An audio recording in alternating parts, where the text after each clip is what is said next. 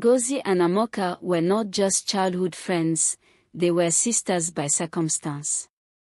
Their lives were intertwined from the moment their parents, who were also close friends, got married the same year, conceived at the same time, and gave birth in the same hospital on the same day.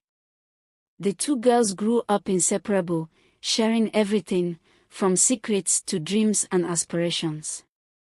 Their bond was so profound that their parents raised them as though they were twins. As children, Ngozi and Amoka climbed trees and played make-believe games. They promised each other that nothing would ever come between them. As teenager, Ngozi and Amoka danced at the village cultural festival wearing matching outfits and exchanged friendship bracelets. Their laughter echoes as they talk about their future dreams. This bond only deepened when they both chose to study the same course in the same university, ensuring their admissions aligned. If one failed to get into a program, the other would wait until they could go together. They celebrated victories and comforted each other in setbacks, always hand in hand. After university, their lives took divergent but equally promising paths. Ngozi married a modest businessman, Emeka, who was hardworking and kind, while Amoka married a well-connected entrepreneur, Obinna, whose affluence opened doors to an extravagant lifestyle. Despite the differences in their circumstances, the friends remained close, attending events together and sharing their lives with the same enthusiasm they had as children. Ngozi and Amoka attend social events as couples, wearing matching outfits and laughing together. Life seems perfect. Both ladies belong to a women's club association. They discuss community projects and goals of the association. Amoka was always calm and focused, while Ngozi was the outspoken one, advocating for herself as the next president. Not so long after that, Ngozi's husband's business begins to fail.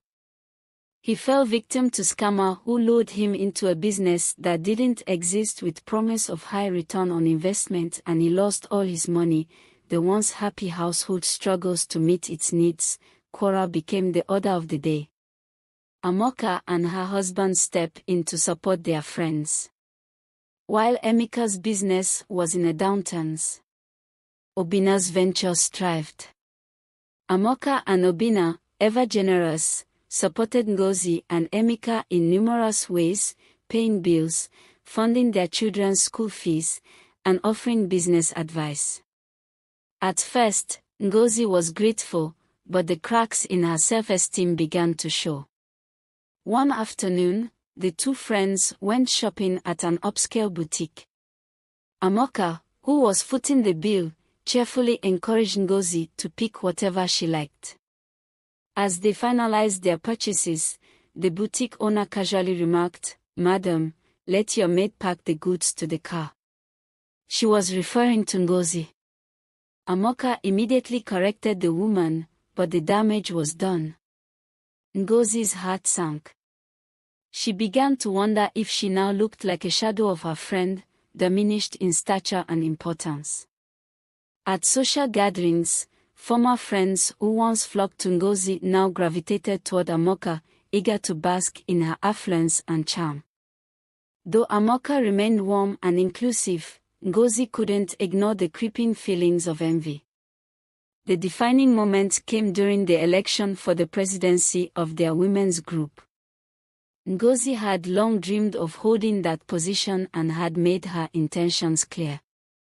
However, when the time came, the members rejected her candidacy, citing her lack of finance and connections. Instead, they unanimously backed Amoka, believing she was better positioned to advance the group's goals.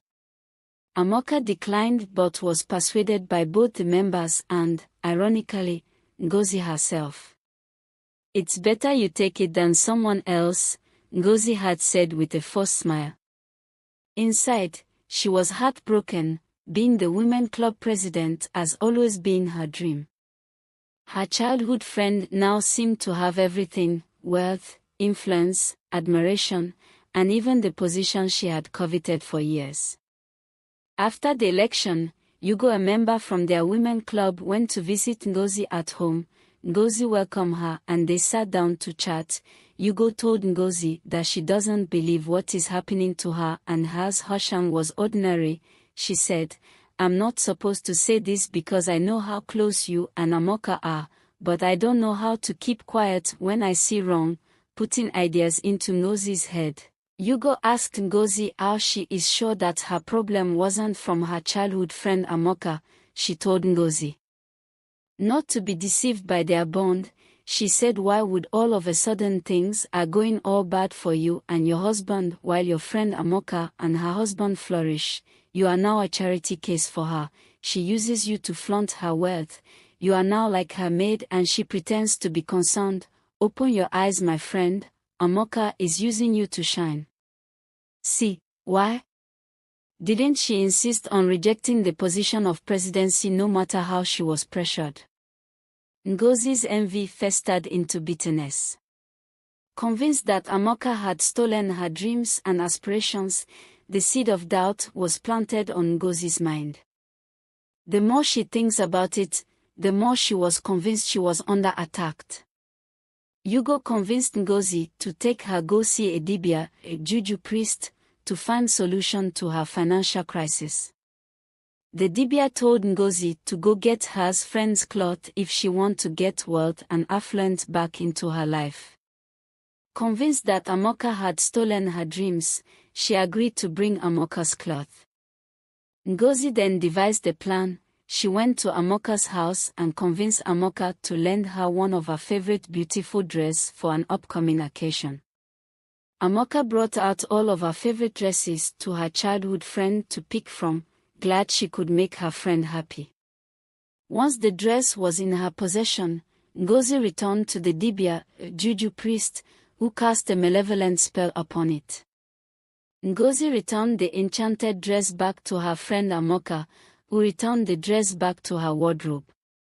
At midnight that day, the dress in the wardrobe transformed into a white snake and started swallowing jewelries and money in the household.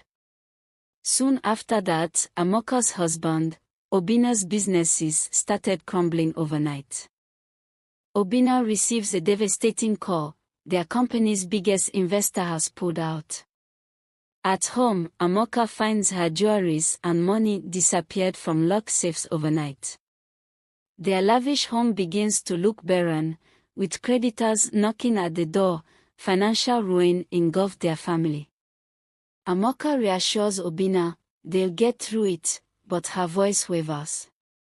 Obina feels guilt for not being able to shield his family. Their children, usually full of energy, fall gravely ill. Doctors were baffled as no treatments work. Amoka spends sleepless nights tending to her children, feeling helpless. Rumors started spreading around town about the family's sudden misfortunes. Amoka's heart sinks when friends begin avoiding her.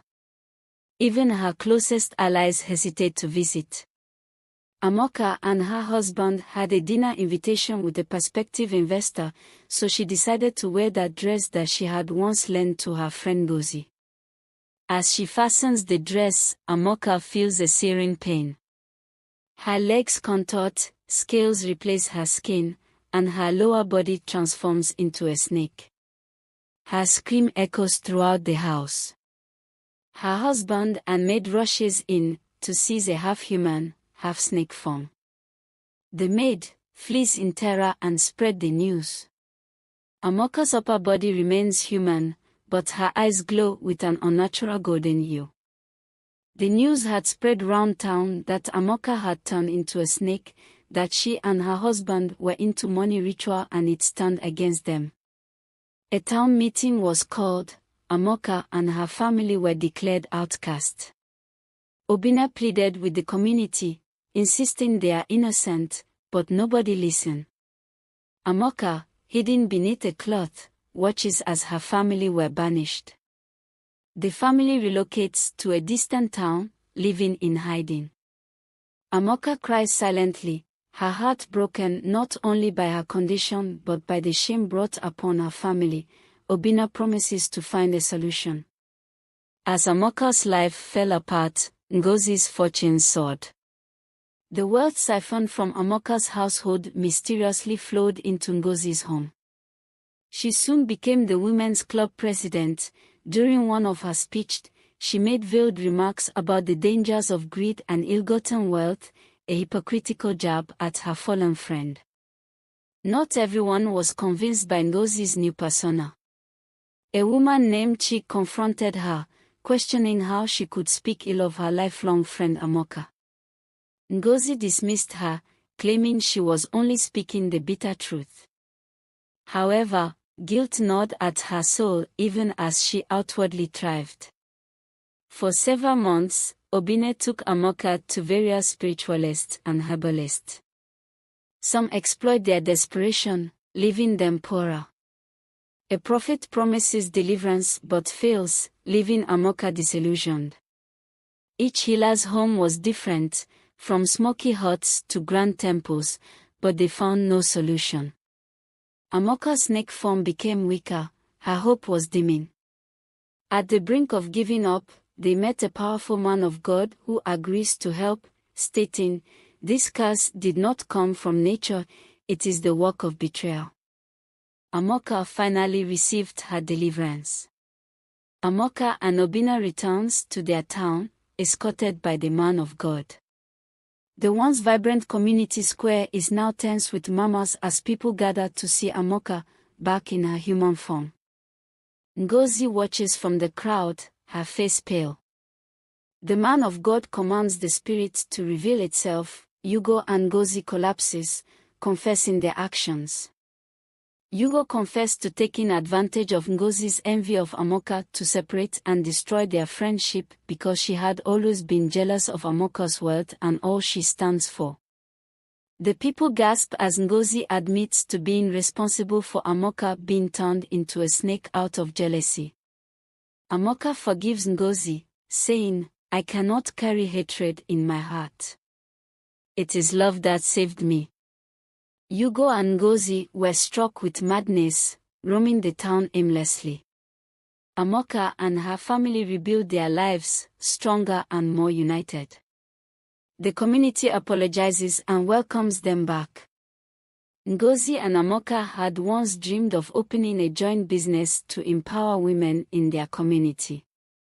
They sketched out plans as teenagers, imagining a future where they would change lives together. After Ngozi's betrayal, Amoka resurrected the dream, using her experience to create an organization that supported women in need. Her strength and forgiveness inspired many, including some who had shunned her.